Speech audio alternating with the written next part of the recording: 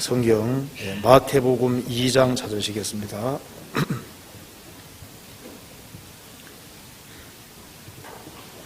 마태복음 2장 제가 몇 군데를 읽겠습니다.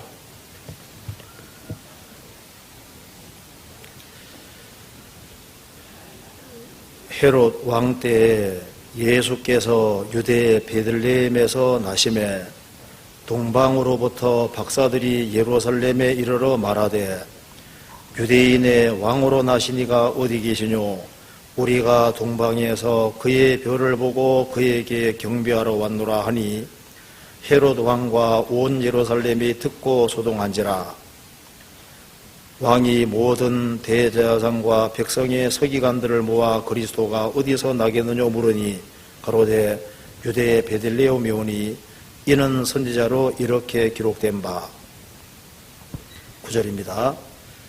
박사들이 왕의 말을 듣고 갈새 동방에서 보던 그 별이 문득 앞서 인도하여 가다가 악이 있는 곳 위에 머물러 섰는지라. 저희가 별을 보고 가장 크게 기뻐하고 기뻐하더라. 집에 들어가 아기와 그 모친 마리아에 함께 있는 것을 보고 엎드려 아기께 경배하고 보배합을 열어 황금과 유향과 몰약을 예물로 드리니라. 네, 거기까지입니다. 오늘 이 시간에는 별을 통한 교훈이라는 제목으로 조금 말씀을 드려보겠습니다. 이 창세기부터 요한계시록 속에 요한계시록까지 별에 대한 말씀이 아주 많이 나와 있습니다. 그래서 이 별을 통해서 우리의 신앙생활과 관련시켜서 한번 교훈을 받아보도록 하겠습니다. 헤롯 왕 때에 예수께서 유대 베들레헴에서 나셨습니다.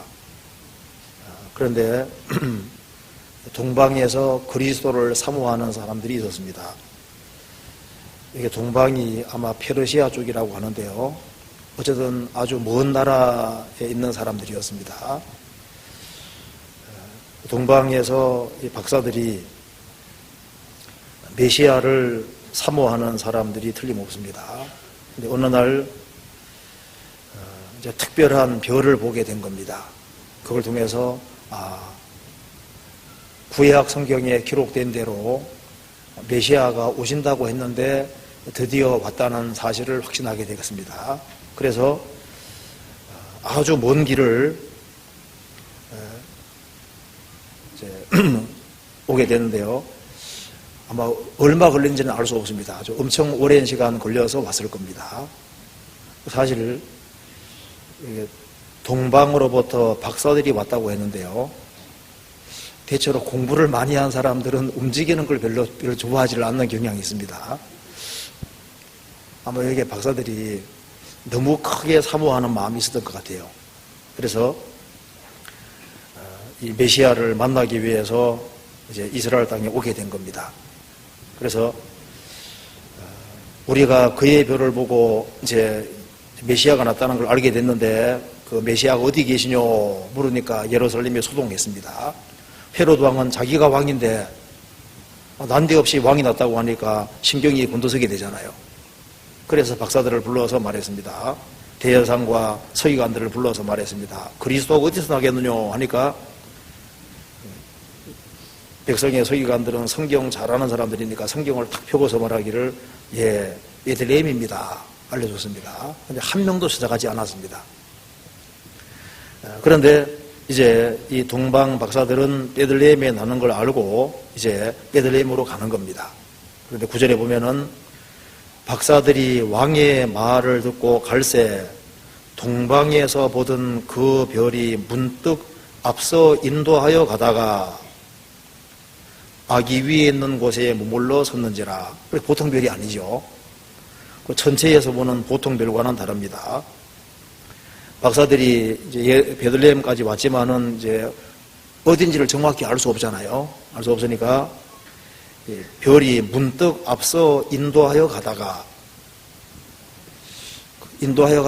아기 위에 있는 곳에 머물러 섰는지라. 보통 별이 아닙니다. 특별한 별입니다. 그래서 저희가 별을 보고 가장 크게 기뻐하고 기뻐하더라. 11절 집에 들어가 아기와 그 모친 마리아에 함께 있는 것을 보고 엎드려 아기께 경배하고 보배압을 열어 황금과 유황과 몰약을 예물로 드리니라. 그래서 예수님을 만나고 경배하고 돌아간 내용이 기록이 되어 있습니다. 이 동방에서 박사들이 그리스도를 사모하게 된 배경이 있을 겁니다. 이스라엘 민족은 하나님께 불순종한 죄로 바벨론, 메디아, 페르시아, 헬라, 로마로 흩어졌기 때문에요. 그리스도에 대한 그런 지식이 좀 있었을 거예요. 그리고 구약 성경을 좀 알고 있었을 겁니다. 그래서 이 예수님이 탄생할 당시에 동방 박사들은 그리스도를 아주 사모하는 사람들이었을 겁니다. 사모하는 사람들이었기 때문에 하나님께서 이 특별한 별을 보게 해주신 것으로 생각이 됩니다. 그리고 이 별은 동방 박사들의 마음을 움직였고 그들이 어디로 갈지를 알지 못할 때 헤매지 않도록 그들을 문득 앞서 인도가 들어가죠. 문득 앞서 인도하여 가다가 그들을 인도에 갔습니다. 그리고 그리스도 있는 곳 위에 물러섰다고 했습니다. 이 별은 보통 별이 아니죠. 동방 박사들로 하여금 그리스도를 찾아 나서도록 하는 그런 움직이는 힘이 있었고, 그리고 동방 박사들을 이끌어서 그리스도에게까지 연결을 시켜주고 사라졌습니다. 그러니까 이 별은 동방 박사들을 예수님과 연결을 시켜주는 중요한 역할을 한 별이다 그 말입니다. 그러니까 이것은 우리가 보통 천체에서 보는 별과는 약간 성격이 다른 특별한 종류의 별이었습니다. 그런데 이 별과 유사한 일들이 지금도 벌어지고 있습니다. 지금도 이런 별은 아닐지라도 동일한 이와 유사한 일들은 지금도 있는 겁니다. 지금도 이 동방 박사들이 경험한 별과 유사한 종류의 별들이 지금도 있는 겁니다.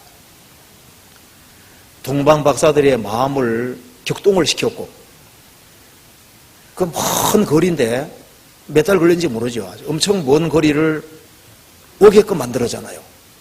오게 만들었고, 그리고 헤매지 않도록 잘 이끌어서 예수님에게까지 연결시켜주고 사라졌다고 말입니다.